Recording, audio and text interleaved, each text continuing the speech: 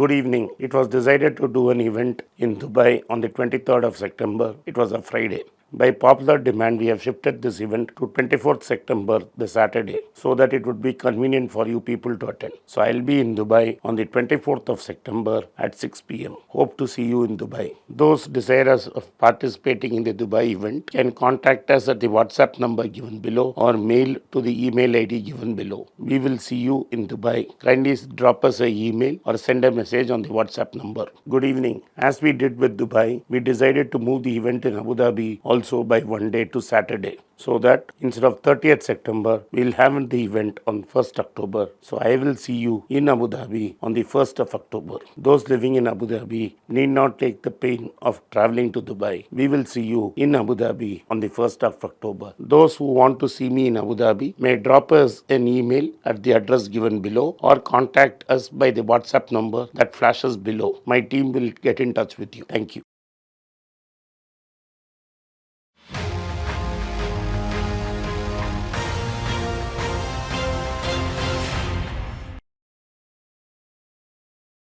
Good evening and welcome back to Be Rich. Today I want to talk on a topic which I have not spoken before. I am talking about what is called as an activist investor. Normally people like Berkshire Hathaway and all are passive investors. They put in large amounts of money, they take board seats, but they don't get involved in day-to-day management. There may be a soft word or two which they will talk to the chairman or CEO during board meetings and coax them gently towards what they want. But there is another complete breed of investors. What they do is they put in a lot of their clients' money and get a board seat. And once they get their board seat in place, they twist the knife into the CEO's body and turn it around till the CEO does what they want. Or if the CEO emerges too strong with other shareholders supporting them, then these activist investors sell out.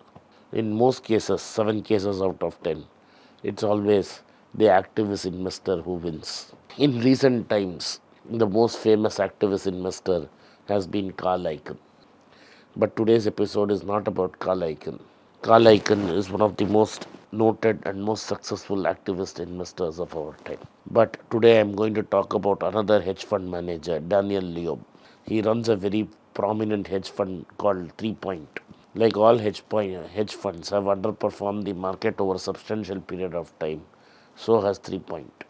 Recently, Daniel Loeb turned into an activist investor. He has bought a large chunk of shares in Walt Disney. One position he liquidated on the side without announcing that he is doing it before the market knew.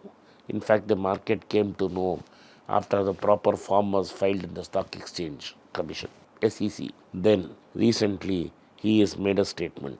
As we know, Disney has grown from strength to strength based on acquisitions. It acquired Marvel, it acquired Pixar, it acquired ABC, it recently acquired Fox, it also acquired Hotstar, which is what gives it an Asia level push. Worldwide, it acquired ESPN. ESPN is the world's largest sports production company.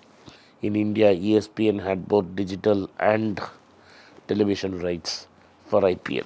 After aggressive bidding, it lost the digital business to Jio while retaining the television business. And therefore, it is expected Hotstar's streaming revenue, which went substantially up because of its IPL business, is expected to decline. Also, there is a decadal change taking place in Walt Disney. Bob Chapek is a new CEO taking over from an old established chief executive officer who has been working for a long time. So Bob Chapek himself comes from running the amusement park division, which was badly affected during the COVID pandemic. It is the streaming line of business which supported Disney during these difficult times. Bob Chapek, in a recent interview, said that Disney had separate plans for ESPN Star, and he talked about making more investments and allowing it and growing that business. And in fact, he went out of the way to say that is going to be a very high growth area for Disney. Daniel Loeb immediately pounced in and said that he is going to persuade Bob Chapek to sell ESPN Star. What does he mean by sell? He didn't say outright sell ESPN Star. He wants Disney to float this company separately on the stock market. And this is called as a spin-off in Wall Street parlance.